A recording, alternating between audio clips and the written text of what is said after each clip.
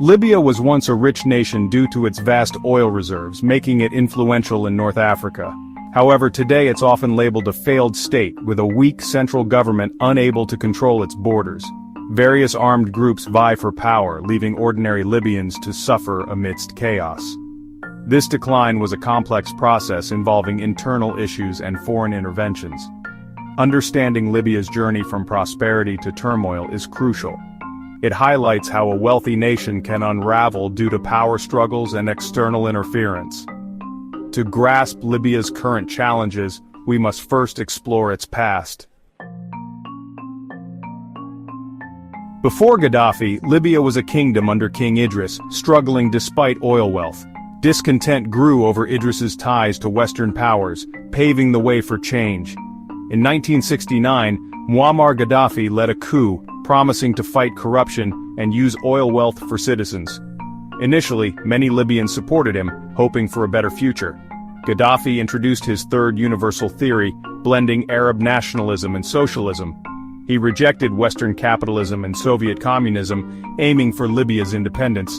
Gaddafi quickly consolidated power, banning political parties and nationalizing the oil industry.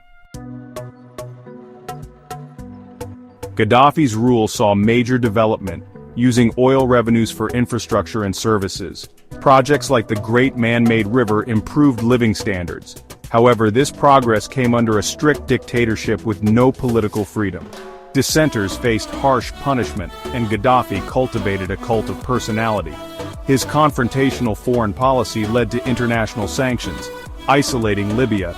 While Libyans benefited from free education and healthcare, they had no say in governance.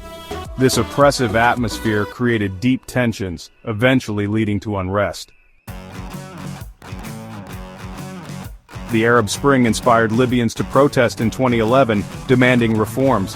Gaddafi's brutal response escalated protests into a civil war. Rebels, aided by defected soldiers, fought for a democratic Libya.